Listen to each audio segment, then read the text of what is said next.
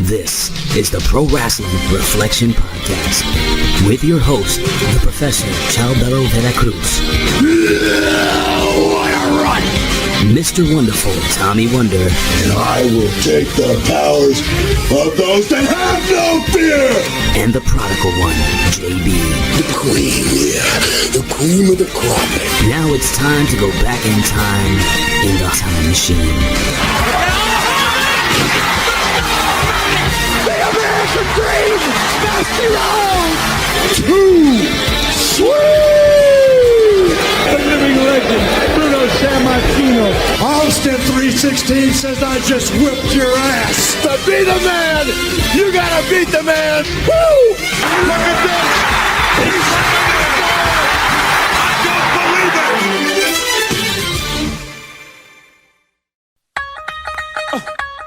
It's the Rock in the building. Khalid, Ramel, Terrell in the house. Yes. Live from United States, Brooklyn, New York, it's your boy. Young. The nephews is in the house. As soon as the beat drop, we got the streets locked overseas. A Punjabi MC in the Rock. Musa winner, Reflectionize, Musa Nene Commodore, Magnificent Seven, Musa Teta Bikine, Eline, Musa Jingunde, Musa Kante, Alexi, Betata Sesame, Rinka King, here at Apru, Lasting Reflection. And if you did not know what I said, Reflectionize, I don't even know what I said because that's gibberish. That's not Mumbai Indian. But anyway, what is going on there, Reflectionites? Yes, we're going to get canceled. Cancel culture is going to come after the professor, but it don't matter because we're having fun here. It's been a while since I've seen y'all because of my, real life excursions. I had to do what I had to do. I had to do what pays the bills for the Professor Chabela Cruz. Yes, I already announced myself, but yes, welcome to the Pro Wrestling Reflection Podcast here at the PWHustle Networks at podbean.com. And yes, we are going episodic. Yes, this is episode 165. You know what the funny thing is? Before I do my introduction even to TW, but TW, we have done this podcast for so many years. We were rolling along, episodically.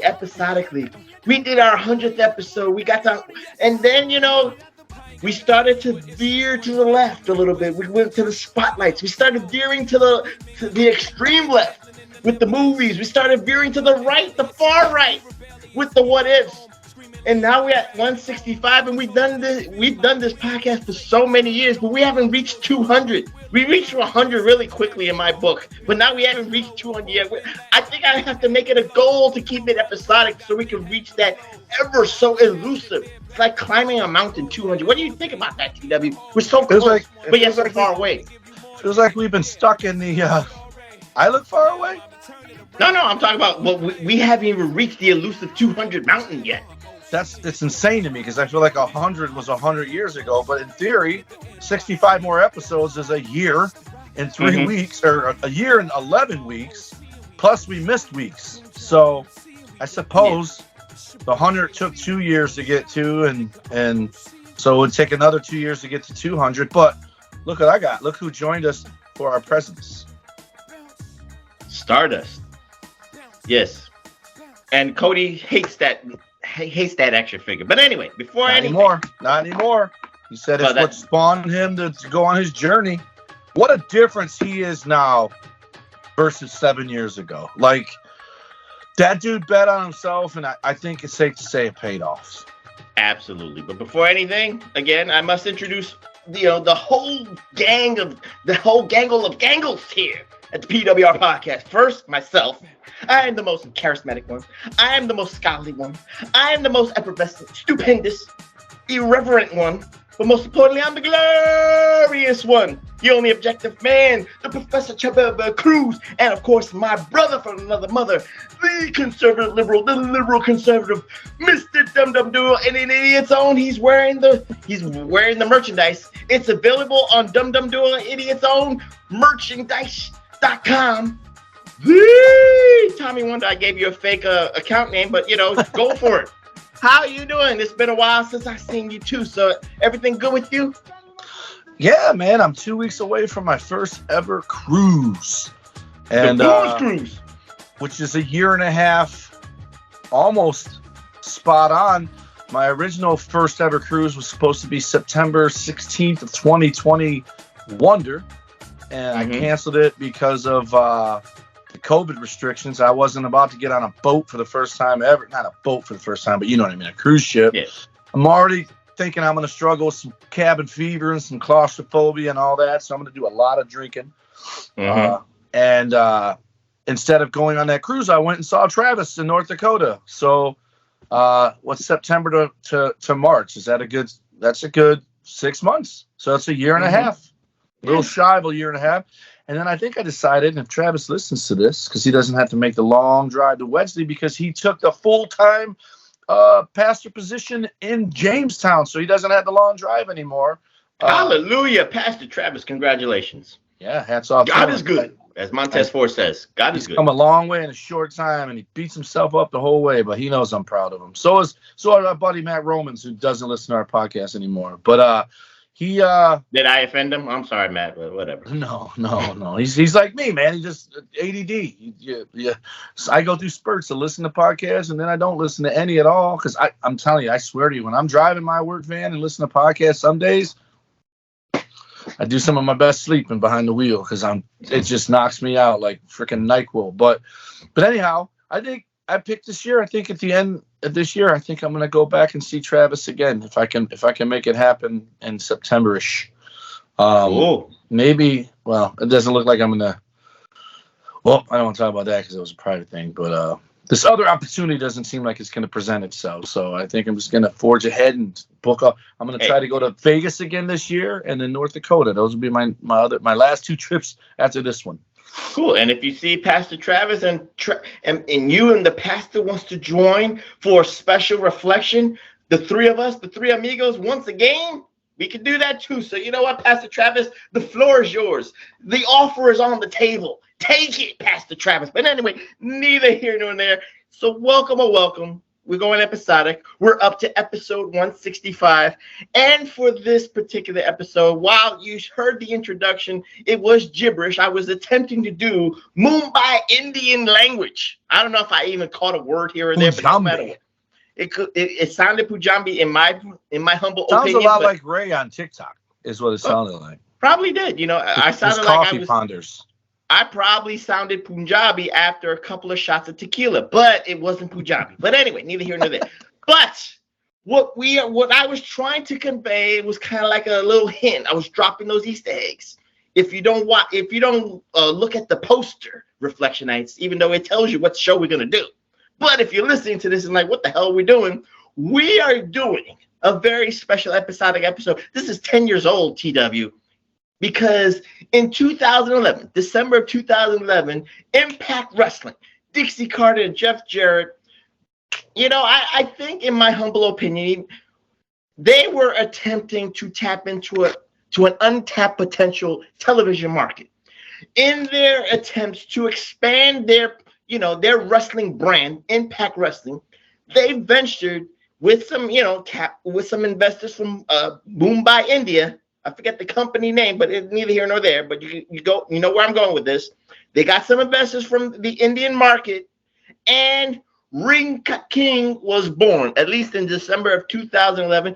Jeff Jarrett took some contracted wrestlers from Impact Wrestling to, give the rub to some Indian wrestling prodigies, so to speak. One of those wrestlers is still wrestling to this day. Sometimes he wrestles for Impact Wrestling on Access TV. That's Malabali Shira, but I'm not going to go into who the cast of characters was, TW. But we're going to talk about Rinka King from 2011, a little bit of 2012. So I want to ask you this, TW, because, there are YouTube videos out there making fun of Rinka King, making fun of its presentation, making fun of its, the commentary team, the language barrier, all that stuff. I get that. I had fun watching it because I could laugh about it. You probably saw some things that laughed your ass off too, especially that Indian midget. But again, we're going to talk about that. Let me ask you. I got a two-part question. I want to ask you this as the wrestler first. You are a contracted Impact wrestler, and Jeff Jarrett offers you this opportunity to travel all, around the world to Mumbai, India for maybe about a month of TV tapings, maybe one of the biggest checks, hotel and all that stuff. As the wrestler, you don't know what this venture is, but of course you're going to take the money. So what say you as the wrestlers that, went over there? What do you think is their experience? Besides, we already know that the check has to clear before you even, commit to this. You know what? I had a couple thoughts when I was watching it. Obviously, Jeff Jarrett's not a carny, but I looked at it through the eyes of a wrestler, and I looked at it through the eyes of what would I have done? Because I'm like, man, I wonder if he made these dudes go there or if they went on their own. Mm-hmm. Looking at the finished product, the answer is 100% yes, I would have done it, and I wouldn't have regretted it. Because I don't think it was bad at all. And obviously, a language barrier is a language barrier.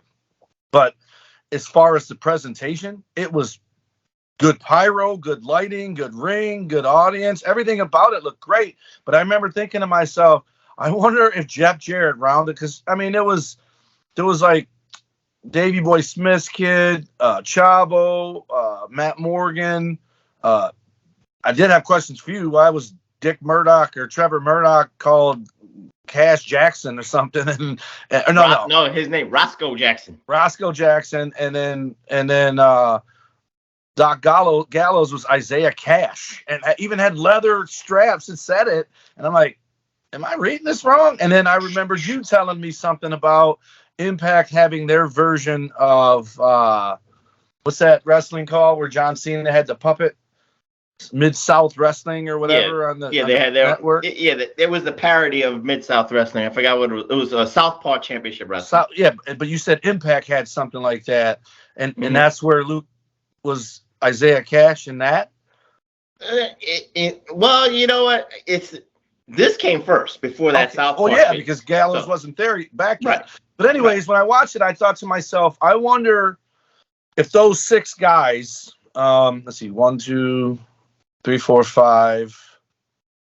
And then there was Davari and whoever the guy was with him. That wasn't that one dude that did this. Those were the Indian wrestling prodigies. That's what I'm trying to say. Davari was? No, the other guy that you're talking about that did that. So, but he almost looked like that Mark guy, whatever that Mark guy's name, that Italian guy that played the thing with Davari. Muhammad Hassan, that wasn't him. Hassan, yeah. At first I thought it was him. I'm like, damn, he got little. But anyways, and then Chris Masters was Chris Adonis or American Adonis. But I knew he was wrestling as Chris Adonis for a bit. I didn't know American Adonis. Anyway, I wondered if he grabbed 10 of these guys and said, look, man, Jeremy Boris too. And he's like, I don't know how this is going to play out, but we're going to get paid a lot of money. That is a conversation that every indie wrestler who ever wrestled on a legit show has had with somebody. Whether it turned out to be a legit thing or not, I think I would have trusted Jeff Jarrett, especially then, especially if I'm guaranteed because I'm an Impact contract guy. I think I told you about the time I wrestled in Cleveland, Ohio. It was me, Edge, Rhino, Joey Legend, Johnny Swinger. I don't think Christian was with us. And we were all in the back, and Oscar from Men on a Mission came in there, the manager. Did I ever tell you this story? Probably an old episode, but he comes in and he's getting everybody rounded together, and I'm kind of off to the back. I see Edge. This is before Edge is Edge, right? He's Sexton Hardcastle. I see those guys listening to him, and I'm kind of off to the side, and he's asking people, I got this gig. Who wants to do it? Everyone's like, where's it at? And they're like, this, that. And I'm kind of looking over, but still getting dressed. And then as soon as he said, but I need $250 from all of you guys so we can get your passport and your tickets and everything, but you're getting that back. It was like cockroaches with the light turned on. Everyone turned and went the other way, right? So that's the opposite conversation is when a name comes in, starts promising you shit that the second they ask you for money, it's a no, right? But if that's going the carny, that's the carny aspect. Yeah, that's the guy conning you, So, but as far as this goes, if they're paying my plane ticket, if I'm not giving anything out of pocket, and all I need to go with them is my baggage and my passport, I am 100% in, if for no other reason than a chance to see India, which would probably be emotional. I think. I don't know if I told you. I have a friend, Sean. He's I don't know if he's from India. He might be first generation American, but his parents are from there. And I watched this show on Apple TV. Can't even pronounce it, so I'm not even going to try. But it's based in India. It's Jax from Sons of Anarchy. And when I saw the poverty there, I took a picture of my screen, sent a text to my buddy and said, dude, is this what this is like over there? And he looked at it, wrote me right back. He goes, yeah. He's like, there's good parts, but that part where they're at, everyone's living in huts. There's no windows. There's no doors. It's hot as fuck. People just walk in your shit. People rob you. People steal. And it's just everything on top, like South American poor countries, Jamaica's like that. Yeah, third world countries. Third world. That's underdeveloped. It blew me away because you hear about India's population and you think it's a big place. It ain't a big place. It's got 1 billion people in a place smaller than like probably Texas and Florida combined. And then you got China, which is massive and has the most people. But as anything, TW, money separates the classes. Right. But just like this Rinka King here. Right. There is no middle class. It's all or nothing. You knew that these wrestlers were going to the good, stable side of Mumbai, India, so they can, entertain the masses that were in this that had ticket money. I don't know if it was ticket money. I would think it was their own version of Universal Studios where they could come in maybe for free. Who knows that? I'm just saying that I'm putting that again. Let's look at it from the scale. You said you like the pyro and you like the production. The whole presentation. I liked it. Let's talk about the fans here because again, there's two, let's just say, disadvantages for Rinka King automatically. With the fans, as much as anything, you can tell that the fans were trained or they were choreographed to cheer, applause, to boo, all that stuff. Because it's instant. It's they see the marker and do it. Right. So you can tell that one part. Again, they showed their emotion. Whatever, if it was choreographed or whatever, real or not, they tried to show it for the television because they knew that, they were trying to get something that was theirs. Number one. Number two, we have to talk about the language barrier because, again, Jeff Jarrett's not speaking Punjabi. Scott Steiner ain't speaking Punjabi. That's right. Scott was there too. Yeah, Abyss. But you get where I'm going. Chavo's not speaking Punjabi. So, the language barrier is there. So, you had, let me just go with this reflection. I'm going to give you an example of this episode. There is a power struggle in Rinka King. One side is led by Jeff Jarrett, and for some strange reason, the supreme leader, Jeff Jarrett. The supreme leader, but the group's name is weird because I don't know what it meant. All I knew was the letters RDX. That's all it was. That was Jarrett, Scott Steiner, Magnus or Nick Aldis, Abyss. Who else was there? And there was this Indian attorney.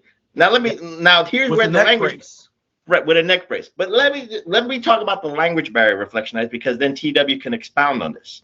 This is where it would be hard for the Indian fans too, because you actually are hearing the promo twice. You're hearing the promo in English for the English fans like myself and TW who are watching this here in the United States. But during that same, episode, TW, like I'm saying, that you're hearing the promo twice in two languages. So it's extending the program, if you will, but you're saying the same thing twice in two different languages.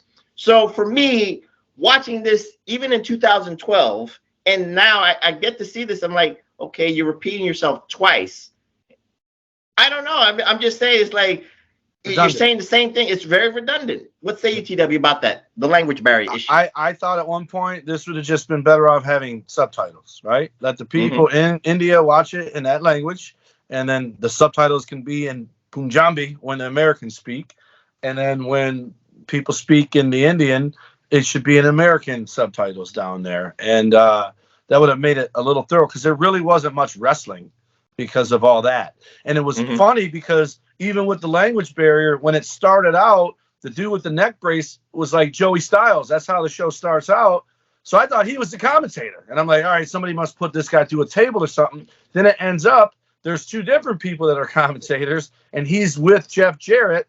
And one of my favorite things of the whole thing is in the middle of all the commentating, you would hear like, oh, there's not an Indian word for that.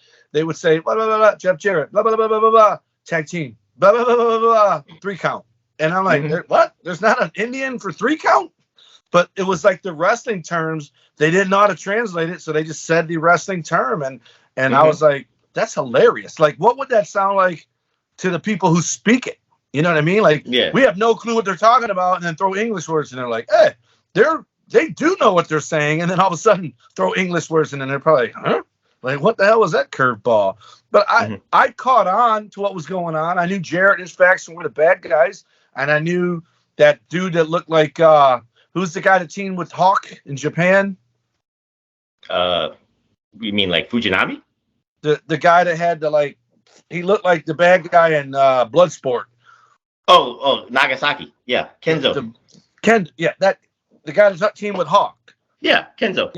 Yeah, that guy. But it was a Punjabi guy that looked just like him, man. Yeah, it looked like him, but that's not the same guy. Around his ankles. I didn't understand why he had his knee pads around his ankles. So I immediately wasn't a fan of his. We'll get into that. But again, like I said, Reflectionize, we're going to try to visually tell you what is going on here because, again, there's a lot of barriers here for American and Punjabi Mumbai Indian fans. But, again, let's go back to the mission statement, TW. And to me, in my humble opinion, it was a nice venture to try. It was a nice project to do because, again, what you're trying to do for TNA Impact Wrestling, you want to be on par with WWE. So here's the thing. We know that, tapping into a market, you know how WWE is. They're not at this time, WWE is not invading the Japanese market. They're not invading the Indian market, or they're not invading the European market. What do, TW? They go on tours. That's as far as they go. They sell and they license off their television programs like Raw and SmackDown to the market. So that people show up to those tours. Right. So people show up to the tours. It took a couple of years later for Triple H to say, you know what, for NXT purposes, we need to feed off the talent, the local talent, the Indian, the Japanese, the Mexican market. So in a couple of years, Triple H is doing what Jeff Jarrett actually is trying to do here with Ring Ka King. Jeff Jarrett is trying to find that next Indian sensation. Jeff Jarrett is trying to tap into a market. No, let me just say this first. Jeff Jarrett is actually doing what Triple H, who has more resources to do. Again, we don't know about we've heard the stories about 2000 in the 2010s. Dixie's father said, I am not paying for all this shit anymore. I'm losing money every year with Impact Wrestling. Now you want me to fund Ring Ka King? I can't get, this ain't no guarantee winner. And of course, again, they were there for a month. They toured, they taped 26 episodes. Wow. Were they hoping to make money off of it? Of course they were. Did it get to a season 2? No, it didn't. But you see where it was. I think Jeff Jarrett was ahead of his time trying to tap into another market and trying to scoop up talent. What say you, TW? I know you wanted to retort back. He was going for a big TV contract. That's what he was going for. Because no, but again, when you're trying to implant those Indian prodigies, you're trying to do twofold. That's what I'm just trying to say. Because you got to have Indian content. Like, I don't know if you know the rules in Canada, but the Canadian radio stations and the Canadian TV stations has to have, I think it's 20%. It can't just be all American produced or English produced. It has to have a minimum of like 20% Canadian content. Okay. And so what a lot of Canadian stations would do, like musically, just get heavy on Bryan Adams, get heavy on Shania Twain. And then, but once Shania and Bryan Adams made a certain stature, they no longer qualified. They were considered an international artist. So in India, it's smart to have Indians on your TV show because you want Indians to like it. And you don't know how many people there either A, don't know what Americans look like, black or white, and B, you don't know if they hate them. You know what I mean? Like, so it's good to have the Americans as the bad guys, if you will, and the good guys be the Indians. And then also I would, isn't that where Bollywood is India? Yeah. So it has to have a content parameter for having. It has to have so much Indian content, or they won't air it. Right. Some kind of not like they'll like obviously they air WWE, but that counts towards their non-Indian content if there is one. And so, it absolutely makes sense to do what he did. There's 1 billion people there. So if 1 billion people spend $1 on merch, which really that means 1 in every 10 spend $10. They're gonna make $1 billion. Why would you not try? Yeah, I'm sure someone benefacted them. Someone brought them in, so it was what you call a paid show. Or Jarrett wouldn't have done it. Jarrett would have known he would have lost his ass going over there if he did it all by himself. So he had to at least partner with somebody in case it was a total loss. But I guarantee you, especially if they were there for a month, good, bad, or ugly, those dudes that went over there will never forget it. That's probably either a highlight of their life, either because it made them realize what they have here, or it's a highlight of their life because they had a damn good time doing it. One of the two. And the funny thing is, Reflectionize, and this is my conspiracy theory, TW. I have to say this. Rinka King, the name alone is masterful. It's unforgettable. Because you, no matter what, 2050 years from now, we could talk about a Rinka King episode again. Who knows? Right. But I'll say this. 50 years from now? Yeah. For a lot of gamers, there's a game on Nintendo called Ring King. Ring King. That's patented. So Jeff Jarrett could not call his organization Ring King. He had to add the Ka in, Ring King. So that is my conspiracy theory, because this whole venture could have went to shit, TW, if the people who created Ring King would have sued Jeff Jarrett, would have sued Dixie. This would have never took place, in my opinion. It's funny you say that, because the very first thing I thought of was Ring King, which is a boxing. There's a boxing game where you uppercutted a dude and he flew out of the ring and landed in the audience. Right. So I'm just saying if you remember that game, Ring King, and then you got Ring King, that would have been a very funny lawsuit against Dixie Carter and Jeff Jarrett. But neither here nor there. So now let's get into the crust of this Ring King episode. So on the last episode of Ring King, TW, I wanted to do that episode, but then that was a lot to at least try to explain to you. So last week they did a War Games, and the winner of that War Games was going to get total power of Ring King. And again, the winner of that There's a War Games episode I can watch? Yes, the one previous to this one was a War Games. 18? I don't know what number it was, but it was. You watched 19, so it was 18. It was the War Games episode. So that War Games was for power of Ring King, and Team Jeff Jarrett, or RDX, has total power of Ring King. So this episode is the drunk with power episode of Jeff Jarrett and RDX. So now let's talk about one of the matches that started. And you know what the funny thing is, TW, was like the first segment, like when they were introducing everybody, Jeremy Borash was in the ring with a lady female announcer. I forgot her name was like Nundet. A lady female as opposed to a lady male? Either way, they could be non-binary. They could be they and them. I don't know. These pronouns can be whatever they want. You're right. These pronouns is killing the professor. Just tell me you got a dick or a pussy. I don't care. That's my pronouns. Just have the biologicals. But the views of the professor are not necessarily the views of Big Ray or Tommy Wonder. But yet they agree with me off camera. But I'll say this, TW. The female announcer, her name was Kundet or Nundet. What? Her name was Kundet. I'm just saying what the name was. It was either Kundet or Nundet, but neither here nor there. Nundet. You got none of that. That's what that was. I could get some of that, but none of that is. But see, now you're going to make me lose my train of thought. But again, Jeremy Borash was next to this lady announcer. She was speaking Punjabi, and Jeremy Borash is just sitting there with a mic in his hand, like, yeah, I know what you're saying. Right. It's funny you say that, because I was waiting for her to look at him like people normally do. And I'm like, this motherfucker just standing there going, yep, I don't even know what my cue is. That was the funny thing that threw the professor off. It was so funny to me because why is Jeremy Borash there unless let him speak? Let him just say, or let him do the English version first. Let him say what's going on in Ring King, and then she could translate it. That would make sense. If you're doing English, that's what I thought was going to happen, but she just kept rolling like we knew what the fuck she was saying. Right. That was the stupid part. Jeff Jarrett understood what to do. He had to have his lawyer do the Punjabi translation. I'm just saying, let Jeremy Borash do his part first, and then Nundat or Kundat will translate it for the Punjabi fans. But neither here nor there. But again, we get into the first match here at Ring King, and it's a Mumbai street fight. This ain't a Philly street fight. This ain't a Chicago street fight. This ain't a Canadian street fight, TW. This is a Mumbai street fight.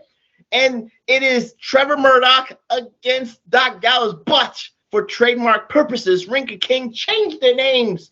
Trevor Murdoch is now playing the character of Roscoe Jackson. He doesn't look like a Roscoe, but again, that's my whole. I picture opinion. Martin Lawrence when you say that because of Roscoe Jenkins. Right. And Doc Gallows' name is what again, TW? Isaiah Cash. Now, does that fit? I don't know. He had a nickname above it. It was something, I think, with a C, Cash. But then on his lapels, it said Isaiah Cash. And I remember thinking, what the hell did they just call him? Because that was one of the things where they were speaking Indian Punjabi. And then threw in Isaiah Cash. I'm like, who the hell is Isaiah Cash? By the way, I never knew Trevor Murdoch was in Impact. Never knew it. Well, he had those, I think it was pay-per appearances. I think Trevor Murdoch was a paid appearance for Ring of King, just like Chris Adonis was a paid appearance. They weren't contracted wrestlers, so to speak. They just said yes. They just said yes, like you said. Like if you're a wrestler in the indie circuit, like I'm going to be staying there for 3 weeks, taping some wrestling and getting paid in full, more money than you got in the States at that time. I do it too. But Curry? Well, that might have been what made me say no, is that the whole country smells like curry. I can't do it, man. There's always a McDonald's somewhere, TW, so don't worry about that. But it's a Mumbai street fight. So what say you, the funny thing about the Mumbai street fight was the beginning, because Trevor Murdoch is looking for I'm going to say these names. I'm going to say their real names. Right. Reflectionites. Do not say in the comments, Ambrose and Cesaro. No, you got to say Roscoe Jackson and Isaiah Cash. I'm not saying that. I'm saying Trevor Murdoch and Doc Gallows for all the purposes here. But anyway, TW, Trevor Murdoch is looking for Doc Gallows. And the way they start Mumbai Street Fight was not a street fight. It was Star Wars Return of the Jedi between Darth Vader and Luke Skywalker with the kendo sticks. So what say you about the start of the Mumbai street fight and then the proceedings of a street fight? You got the cars, you got the guardrails, you got the chairs, you got the tables. So what say you? And you got a language barrier, so you have no idea this is about to happen. And I just seen him come walking out and hop on the back of a flatbed. I'm like, what in the fuck? What is happening here? And then they break into the Star Wars, and then they get all over. My favorite spot, which it made no sense at all, was Doc gets in the what looks like the passenger seat, but it's the driver's side in India, and just sits in the cab. And I'm like, what kind of spot are they going to do in the cab of a truck?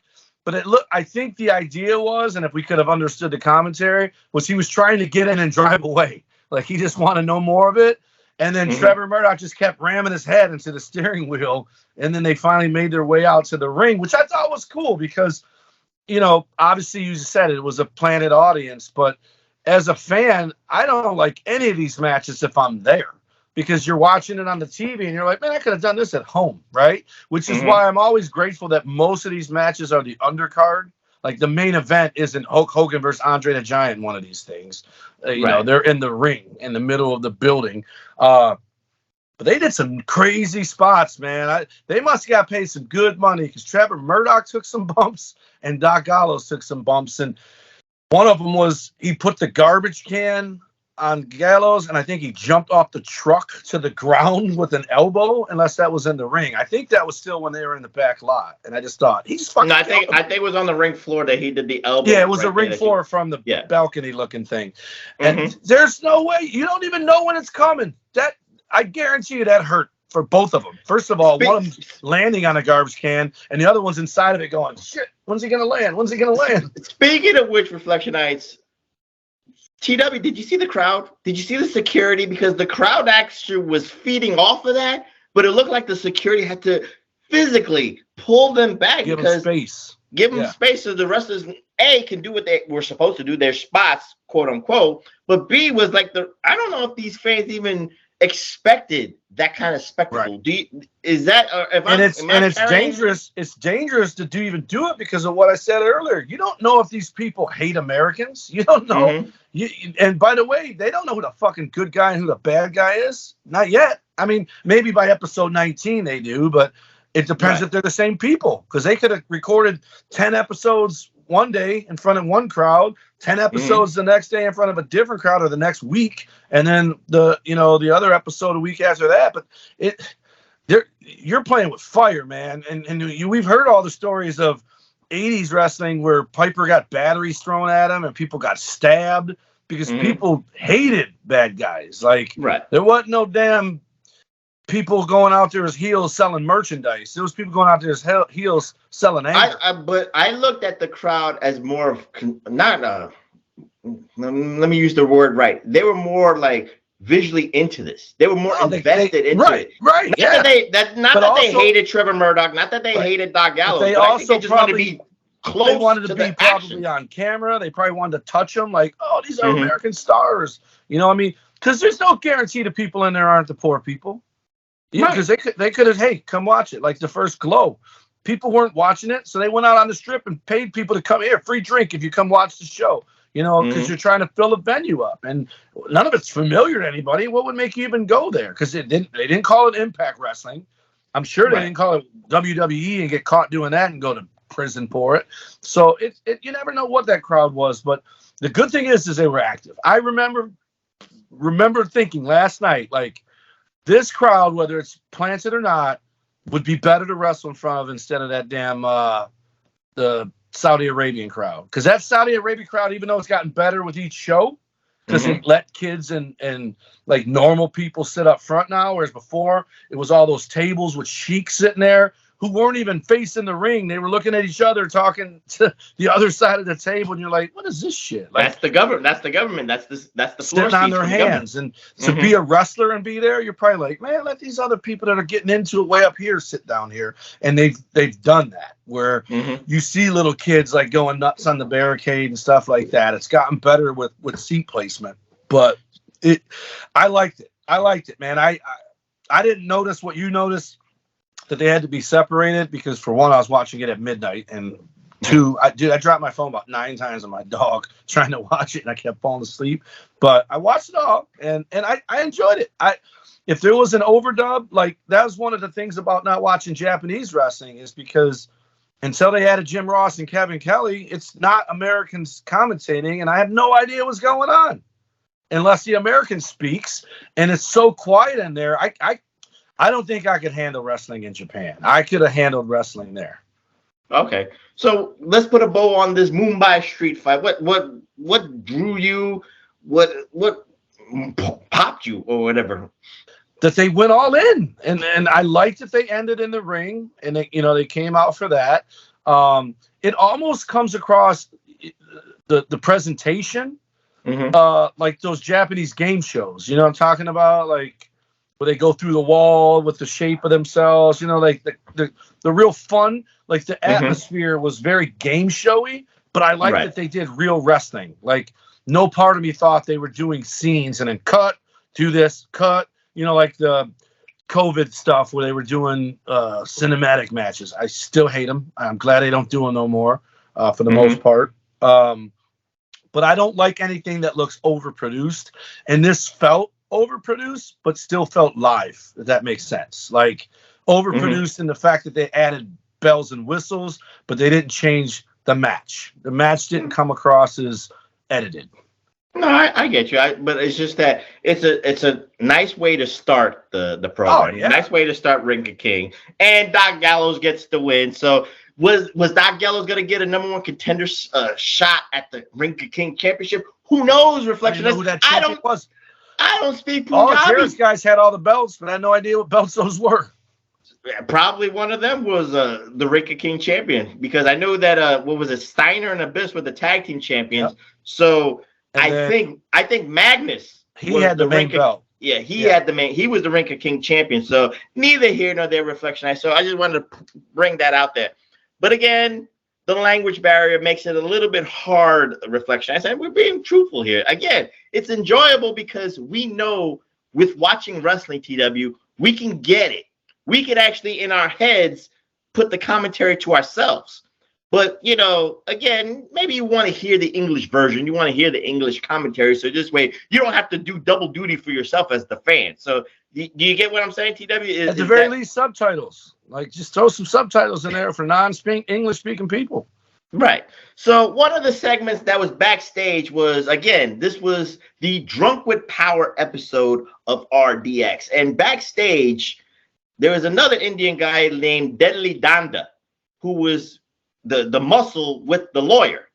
And they had to put, TW, they threw their power in wrestlers' faces.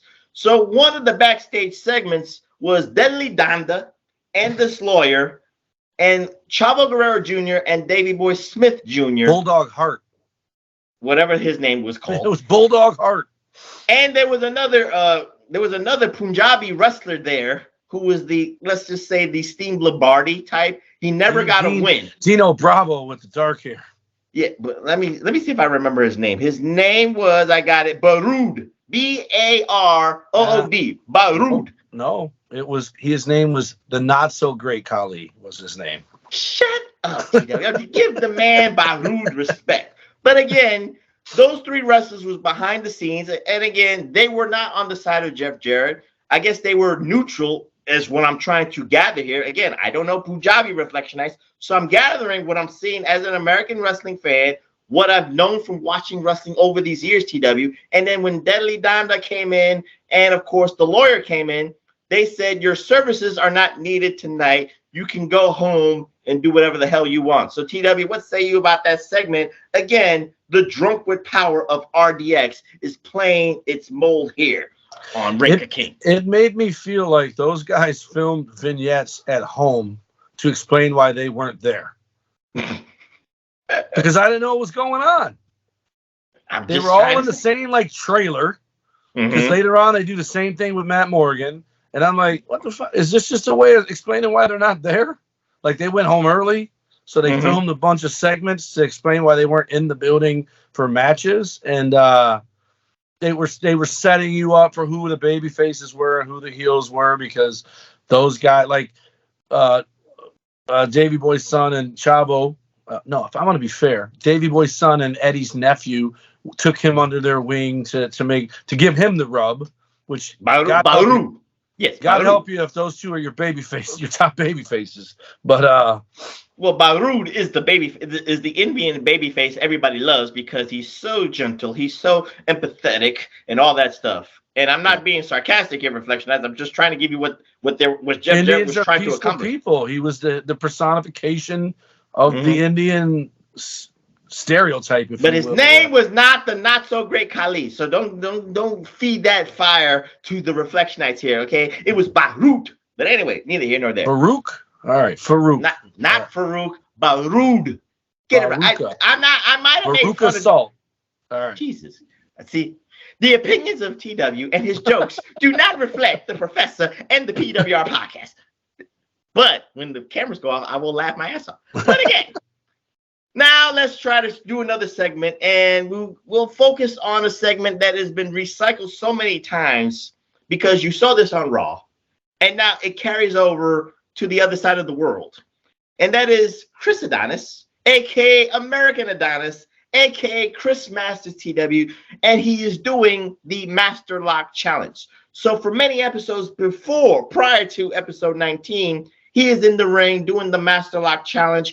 They got a couple of plants, a couple of Indian, wrestler plants, fans that couldn't break the Master Lock Challenge. But finally, the story plays out, and who is going to challenge Chris Adonis, aka the American Adonis, and the Master Lock Challenge? The mid-level Khali. Ooh, boy, you are loving this. You are loving this. You had notes. You had joke notes. That's what it is. Reflection. He had joke notes for this stuff. But it is not mid-level Khali. But this was Jeff Jarrett's prodigy. I know this much because Kurt Angle trained him. Wasn't it Atlas that was NXT and then he went to AEW and got fired for beating up his boyfriend? Where are you going with this? What's that guy's name? Atlas? I forgot his name, but it has nothing to do with Jake Atlas. Jake Atlas. It was Jake Atlas. What's that got to do with what I'm trying to say? That's the guy that does the Master Lock Challenge. I swore. I thought it was him the whole time. This is the Indian prodigy that Jeff Jarrett discovered that he had Kurt Angle train him. Mahabali Shira, who's been on Impact Wrestling for even till the last year, even this year, he's been on Impact Wrestling. That is Mahabali Shera. He's the great Khali, is what he is. Oh, now he's not mid anymore. He's not mid. He's moved on up like George and Wheezy. He's Impact. Oh my goodness. But anyway, the story plays out that he's going to challenge Chris Adonis for Reflectionites. And of course, again, he is the first Indian person on the Ring of King side to break the master lock. But did you notice something in that segment? What's that? He got in the ring and in English said, "I accept your challenge," and the crowd popped like they knew what he said. Well, I guess that those three words were very easy to explain, and to capture. I don't know. The applause meter came on. One of the two. Who knows? You might be right. The second he pointed and said, "I accept your challenge," everybody went banana. Well, again, let's talk about Mahabali Shera because, again, like I said, great Khali. Whatever. Shut up. But anyway, the great Khali Reflectionites, who was trained by Kurt Angle, and again, this was the #1 Indian wrestling prodigy, TW. So let's talk about him for a second. Mahabali Shera, the great Khali. The goal for this is to get over in 2 spots: India, and of course, he was going to come to America and be that great international star. So what say you Royal Wipers? What? Royal Wipers? Royal Wipers? What? That's we're coming to America, man. He just said he's coming to America. Oh, God. Jesus Christ. You remember when he's in the pool? Yes, I do. And he goes, "Dad, I want to wipe my own ass." The jokes of TW will not get over on cancel culture. But anyway. It's a great movie. It's a great film. Yes, it is. It is a great film. But Royal anyway, Wipers? You get that from Mahabali Shera. I don't get this. But anyway, I'm having You fun. said he was coming to America.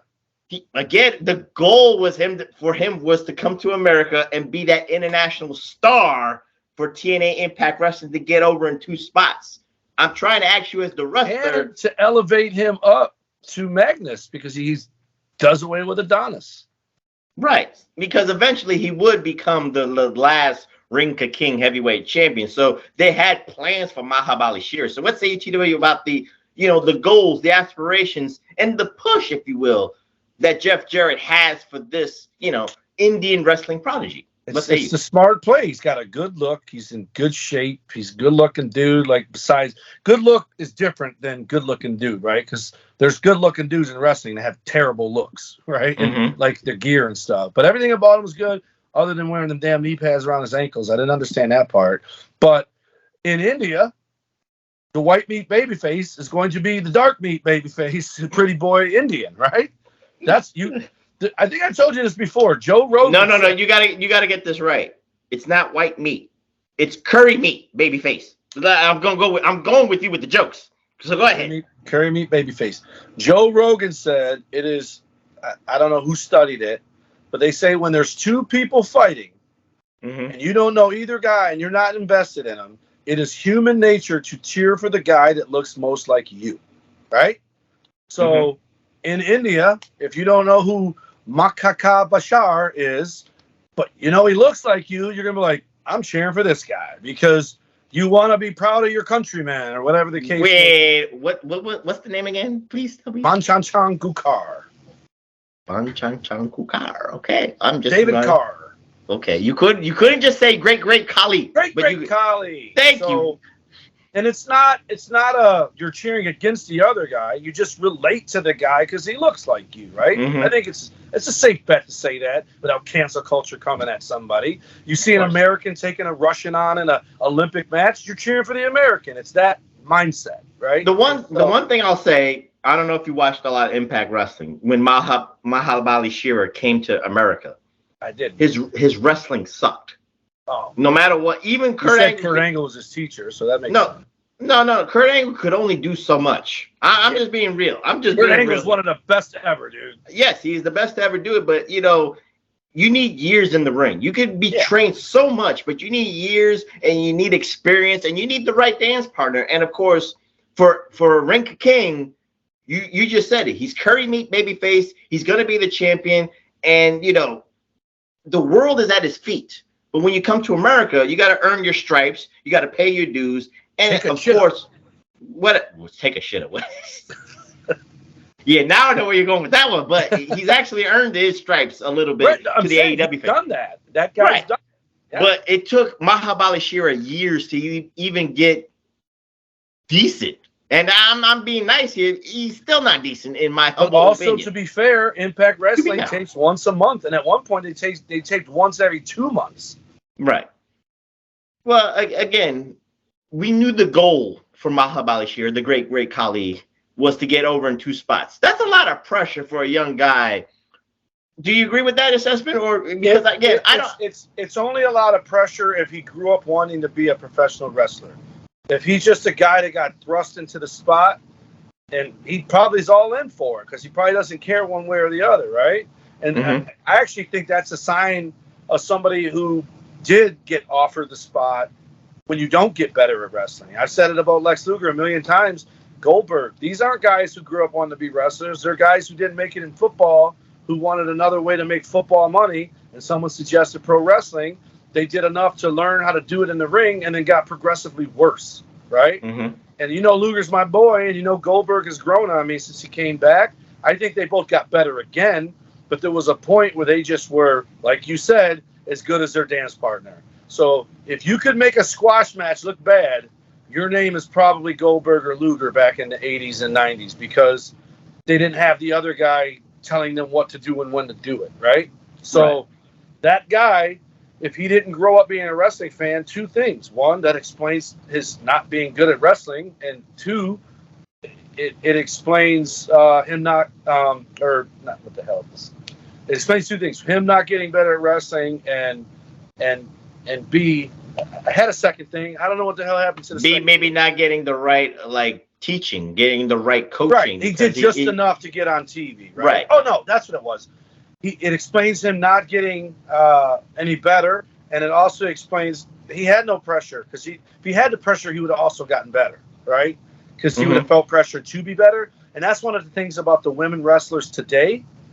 Some of them are fucking terrible. And I know it sounds like I rip on AEW forever, but I promise you I had the same opinion when she was in WWE.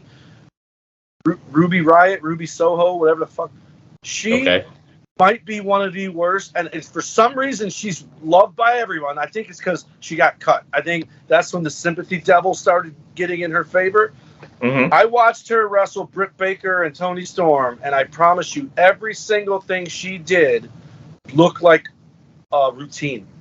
Like she leaned her head in before the person put her head on there. Like either she's always been that bad and I never noticed it, or she's gotten to the point where she's just phoning it in. One of the 2 things. But I couldn't believe how many times I watched her do that. And I told my kids while we were watching it, no, it was Elimination Chamber. Someone got whipped to the ropes and then and was supposed to duck a clothesline. And you're taught in wrestling school, if it's worth a damn, you don't swing high because you're missing the clothesline. You swing like you're hitting a clothesline, and if the other person doesn't duck out of the way low enough, that's their problem, right? Right, you hit them in the face, whatever. And they're doing like cartwheels, arms to miss clotheslines, and I couldn't believe it. And then you have other girls like, here we go, Sasha or Bailey or trying to think of someone unsung who doesn't get a lot of credit. Those girls, the NXT Tag Team Champion chicks, the one that was on American, Katana Chance and Kaden Carter. They do shit that you can tell they watched wrestling and wanted to do a cool spot and do something cool, whereas the other ones just do the bare fucking minimum. 72 super kicks, a clothesline, and a slap to the face. And they do it telegraphed. Everything you said to me, and this is from my visual, is Mahabali Shira. Right. Even though, and again, I'm he probably wasn't listens. a wrestling fan. He Someone probably said, hey, listens. He does the bare minimum.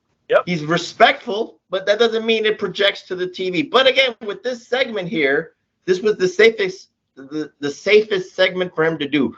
Why Reflection Nights? Because all he had to do was break out of a full Nelson. He's going to get over with the crowd because the crowd loves him because, again, TW already eloquently said he's relatable. Curry made babyface, so he did his job. He gets out of the master lock, and of course, Chris Adonis does what heels do.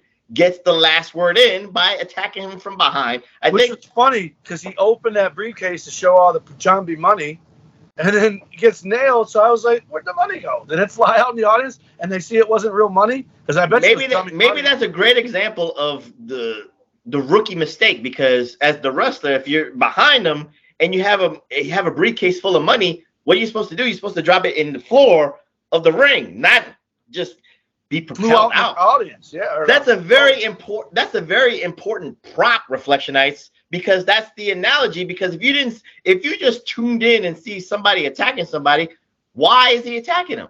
If you see a briefcase full of Punjabi money, oh, I got it. He did something to earn it, and then he's taking his Indian. Money. He's an Indian giver. I knew I was gonna get.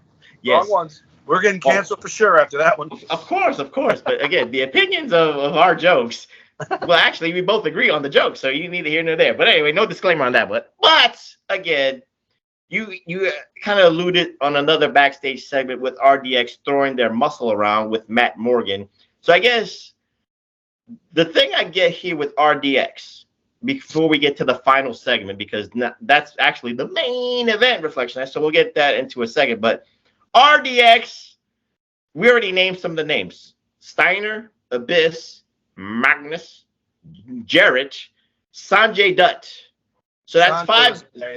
That's five guys. So again, we really don't have the core of the Rink King guys, except for the War Games. But again, most of the Rink King guys are just guys who just don't like Jarrett. That doesn't mean they're Team Rink King. There's no history. There's no fighting for our company, TW, because it's so new, TW. It wouldn't make sense to the audience. Do you get what I'm saying, or does it make sense, or what? It was good versus evil fighting for right. At least if I want to go backtrack for the Reflectionites, WCW versus NWO. You at least knew that people were fighting for WCW, even though WCW fought each other. It was fighting for tradition. There's no tradition in Ring of King when it's so new. So that's where I'm going with that, TW. Agree, disagree. They were fighting for fairness. They wanted their Indian babyface curry meats to have a fair shot. There you go. You can't ask for nothing so simpler than what TW just explained here. So now let's get into the main event, which was a mixed tag team match. We got Raisha Saeed and one half of the Sheiks versus Angelina Love, and this looked like a Bollywood guy turned into a wrestler. So he was Rockin' Radut. I don't know the whole name, but he was Rockin' Raccoon. All right, not Rocky Raccoon, Rockin' Radut. Yeah, that's the name. Rocket went poop. Yes. And Rockin' Radut, TW. This is we should do a Stranglemania episode. What's a Stranglemania? What are we doing? You don't know Stranglemania? Is that Punjabi too? I don't know that. It's the Japanese death matches with Terry Funk and Cactus Jack over in Japan, all that stuff. The FMW stuff. But ICP bought it and redid everything and called him Cactus Sack and Terry Bunk, and everything's they do commentary over it. It's all ribs. Oh Lord! You've never heard of Stranglemania? I didn't see the ICP version of Stranglemania. You have to look up Stranglemania. ICP Stranglemania. We got to find one. We got to do an episode because I've never watched it because I was anti-ICP back then. But Cactus Sack is what they call Cactus Jack, and Terry Bunk because of copyright stuff. And they overdubbed the commentary instead of the Japanese commentary. But it's all those death matches and stuff over there. All right, but anyway, let's get into this mixed tag team match. Rockin' Radut, that's his real name. Shit. I know you're loving this shit too much. That's why I knew you would hate this episode. The Inferior Kali is this guy's name. Okay, the Inferior Kali, for some strange reason, caught the eye of Angelina Love. So now let's get into this match because there's a lot of casted characters before RDX gets, this is where it goes with the Drunk with Power episode. You got Rockin' Radut. You got Angelina Love, who's in love with Rockin' Radut. You got Raisha Saeed, and you got the Sheiks. Then you got the midget, the Indian midget. Then you got Eugene, Nick Dinsmore, Dr. Nick Dinsmore, who plays a part at the end. So what say you, TW, about this? Because again, they went into the traditional American style with man versus man, woman versus woman. So what say you, TW? I think this was a main event, mid-main event at best. Angelina Love and Raisha Saeed actually had history in Impact Wrestling when the Knockouts Revolution started, because both of them were there. Wasn't that girl the one in that handcuff match with the girls that climbed the thing? She managed Awesome Khan during the Revolution days. Raisha Saeed. So I'd like to see what she looks like underneath there, because I like her. I like her body. They actually, her name is Alyssa.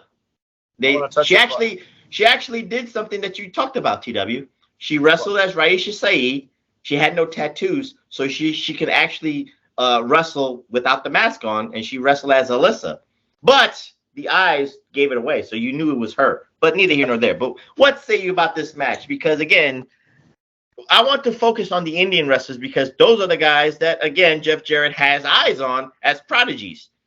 You knew that the women could at least do something. I'm not saying it was going to be 5-star bangers, but it was the men, because again, with the men doing what they were doing, what say you, TW, as a wrestler, when you see what they're trying to do? I'm not a fan of these matches, although I will say the one the other day with Edge and Finn Balor with their women, I liked that they did the thing where the girls powerbomb the guys. Like, that was different. Like, you can do that. You can't do it the other way around, right? And every time I watch them, I'm waiting for someone to do it the other way around, just to finally, push the envelope and see what happens, right? Right. The closest we've ever gotten to that was everyone hitting Nia Jax with their finisher, and not one person complained about it, because she's bigger than most of the guys in there, right? Like, legit bigger than most of the guys in there. But when I watch this stuff, I hate and they did it. They did the thing where, you got to get out of there because she tagged the guy in. You can't be in there with the girl, where the dude was trying to get in there with, I think, Angelina Love. It was the heel trying to get in there with her. And so I don't like it. But if you keep it fast-paced, it works. If you just do it where it's 2 singles matches, where they just get a timeout so the guys can come in there, it's the drizzling shits. And I think this one at least stayed active, where you weren't like, this is just 2 singles matches where they're taking breaks. You know what I mean? 'Cause that's what it can end up feeling like if it's long periods of time with the women outside or long periods of time with the men outside. And I remember the other guy getting in there, and I spent most of this match trying to figure out if that dude was Mark Hassan, and I couldn't. So I was like, damn it, is that Mark Hassan? Also, Muhammad Hassan. But his name's Mark in real life. I know that. And he is a Mark. But anyways, this is the match when I started dropping my phone on my dog because I kept falling asleep. So you love this match too much. Well, honestly, I love that damn Alicia Saad. I tell you that. But at the end, I didn't even know Eugene was there. So you were giving me breaking news. So I must have fell asleep and woke it back up to the promo at the end. Well, the end of this match, Reflection Nights, again, I'm trying to, because of what I see, I can't get the Punjabi commentary. There was a midget. There was an Indian midget who also has affections towards Angelina Love. So it's kind of like a distraction, if you say, because Angelina Love was, when you see a midget, it's nature. TW, I can use, no, midget. We say it right. We say it right. There's no pronouns. There's no little people. I believe the term is human light. Human light, okay. Like a Marlboro light. It's a little less than. Ooh, I can't say it's a little less. That's definitely a no-no. I meant less tall. See, it's not the terminologies, Reflection Nights. It's the grammar. It's always about the grammar. Yes. They change it all the time, but neither here nor there. The little Indian midget has affections for Angelina Love.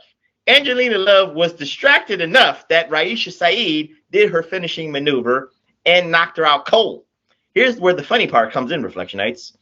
The midget and Rockin' Radut are now fighting each other to give mouth to mouth to Angelina Love.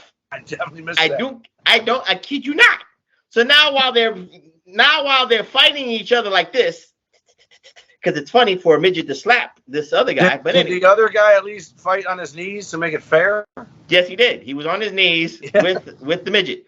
Here comes Nick Dinsmore who is in a doctor's outfit trying to, trying to mend Angelina up. No mouth to mouth or anything.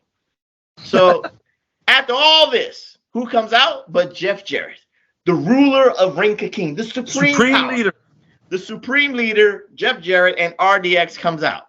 So now Nick Dinsmore is very smart. He gets Angelina Love out of there, but Jeff Jarrett and the RDX people keep the midget and Rockin' Radut in the ring. They summon everybody's favorite Indian wrestler, Barut, the fat, portly guy.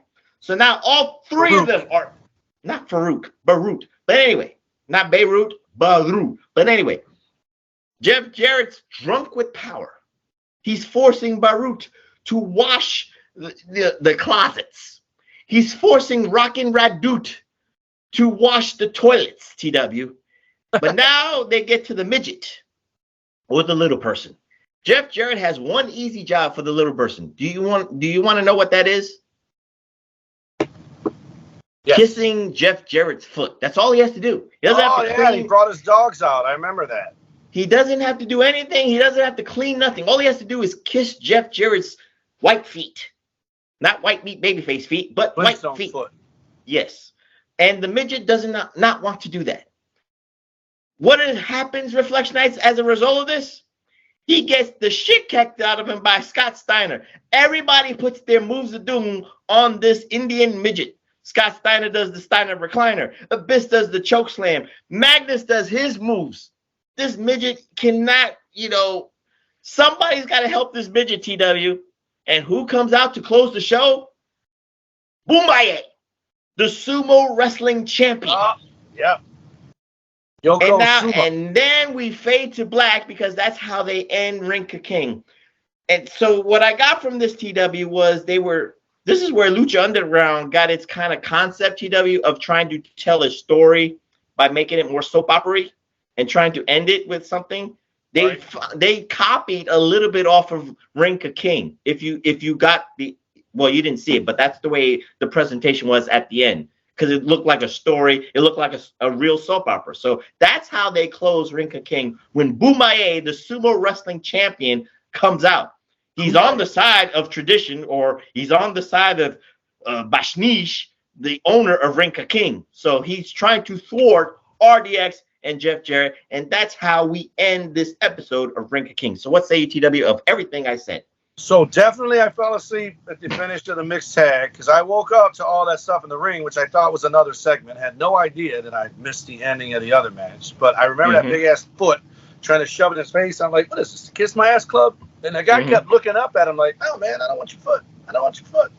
And then Scott Steiner did his math. You put 50 and 72.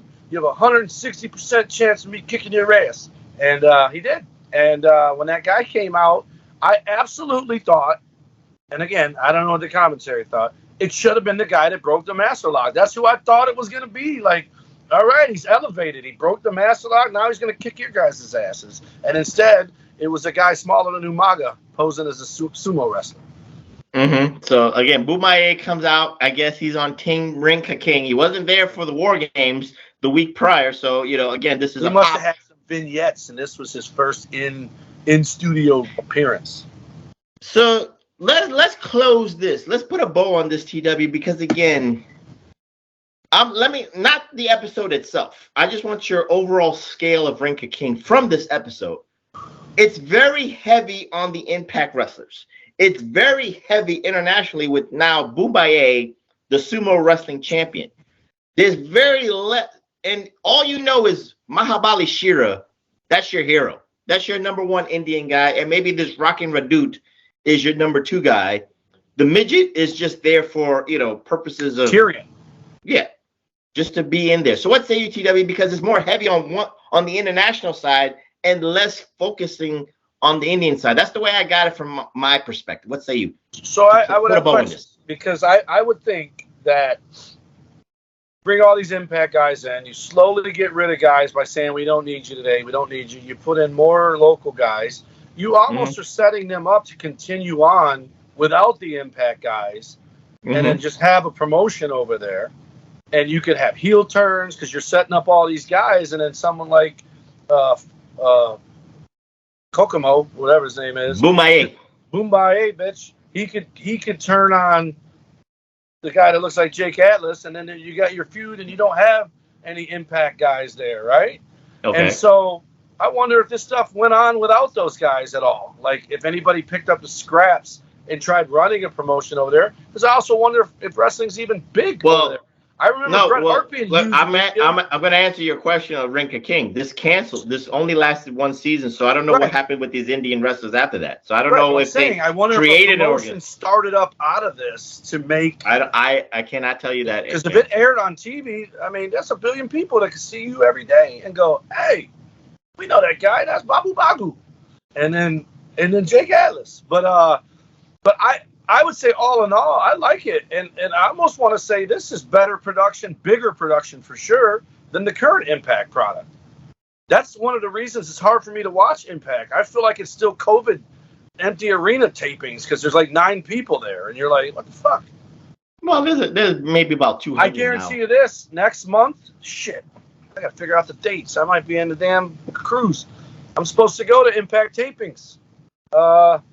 They're taping in Windsor. They're taping in Windsor in March.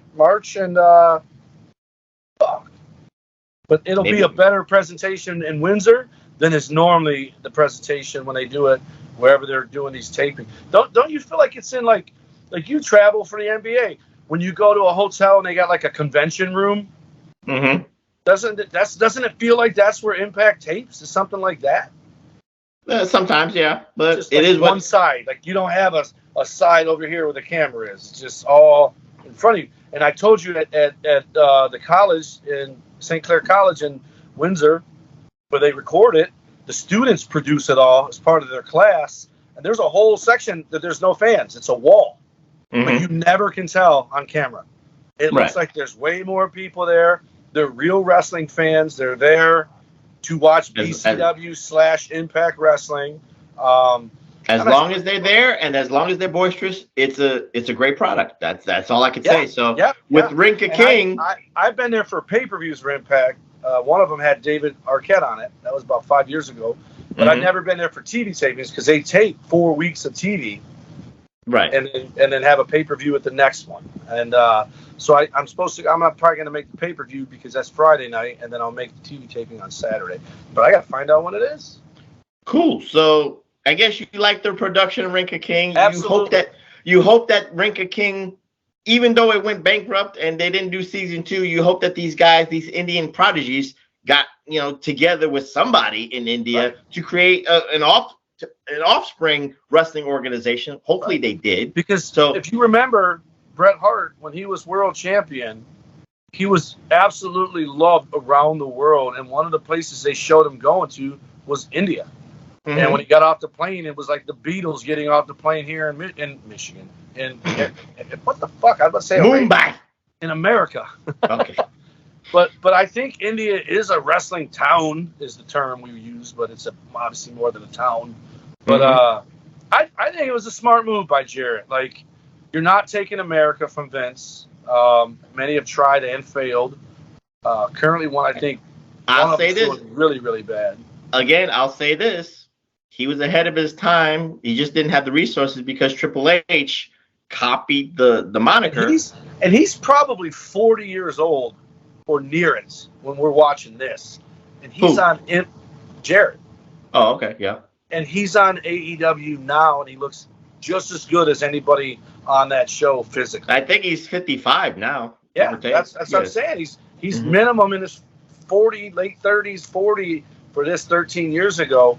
And he's still going, man. There's a few, but if there's one guy that I will never ever doubt the love of the business, it's Jeff Jarrett. No matter how many bridges he's burned, he's always managed to mend fences. He's burned the WWE more than anyone, and always ends up coming back there. I don't know how it happens, but he does it. And he has that Vince McMahon sex tape with the little boy. So with that midget from India. But whatever. But we didn't talk about it. But he lost his dad last week, and he still showed up on Impact because his family told him your dad would want you to. And that's old school. That's old school, man. And think about it.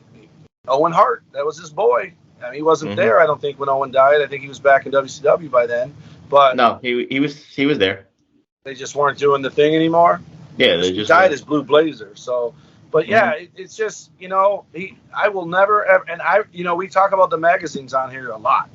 And I remember Jeff Jarrett, 16 years old, skinny as shit, looking like a young Triple H when he was terrorizing. They had almost the same look, other than Triple H was ginormous compared to Jarrett.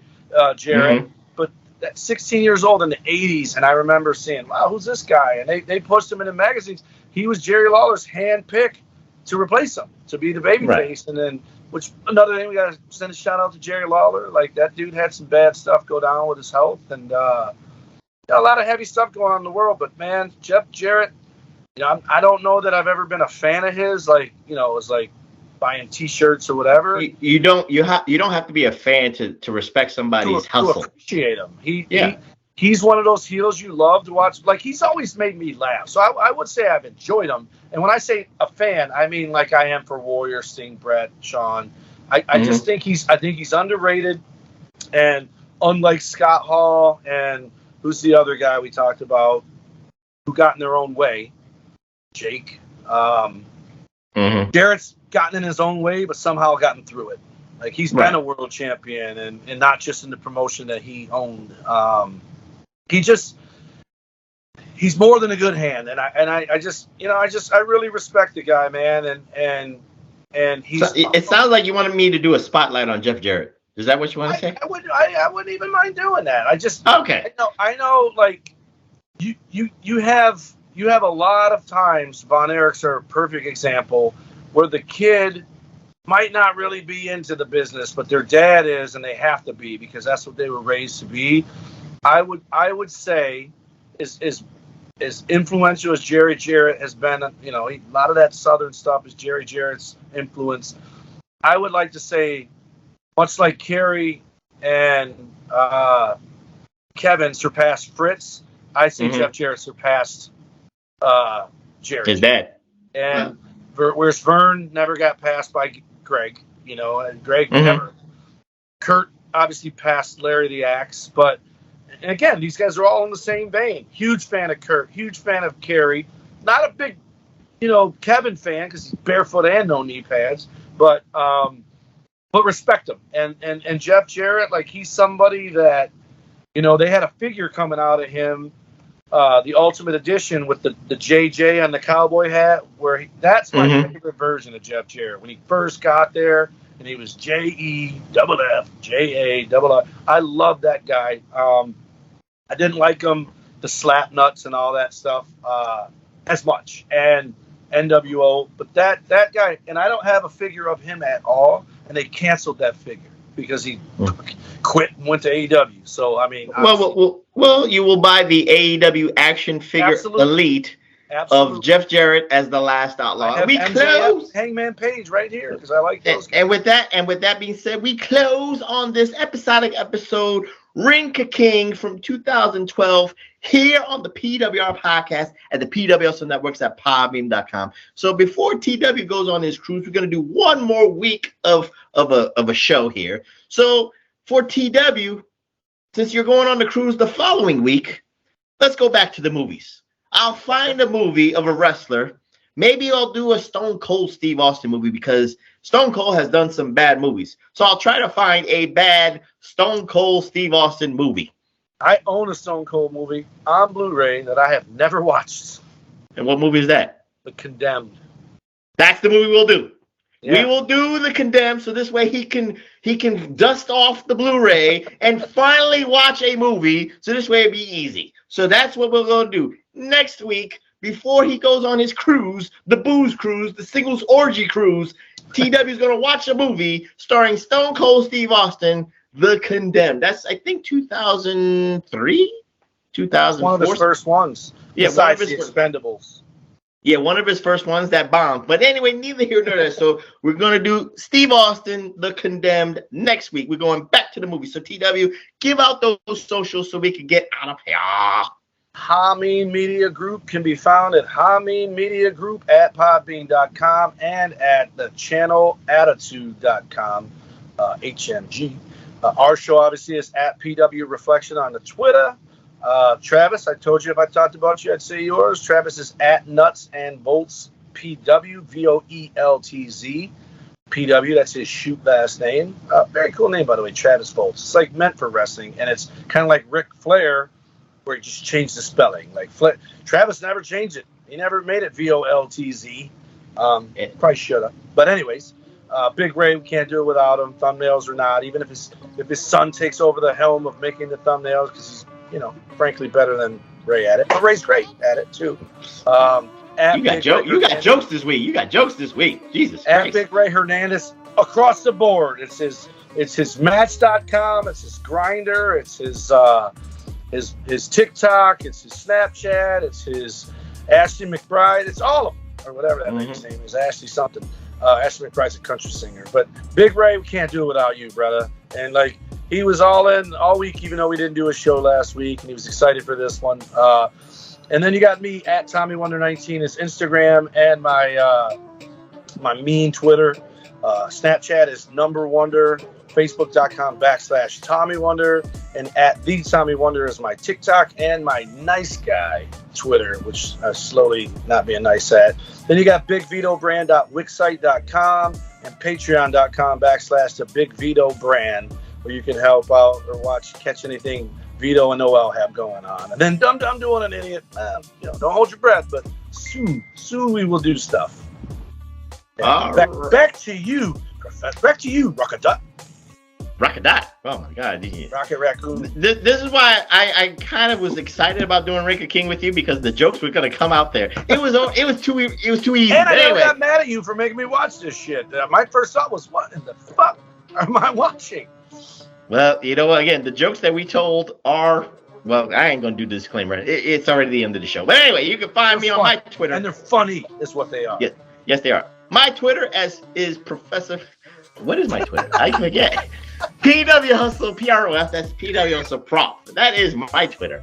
And of course, if this gets uploaded by A-Track Brown, this will be available on the YouTube networks at the PWHustle. And of course, follow my brothers in arms, Billy Ray Valentine, the man with the documents, the man who already knows that Project Veritas was an undercover Democratic organization, but you didn't know that after 10 years, but neither here nor there, but he has the documents to prove it. Follow him at Obi-Wan Yanobi, and of course, the king of the reactions, 8-Track Brown at the number 8, TRAC Brown. And again, next week, we're going back to the movies, Stone Cold Steve Austin, The Condemned. And with that being said, I'm the Professor. That's Mr. Wonderful, the Tommy Wonder, saying good night and Mahabale Shira to all the Reflectionites. Peace. Take a shit off. Different organization. Jesus Christ. No, but it's still a great name.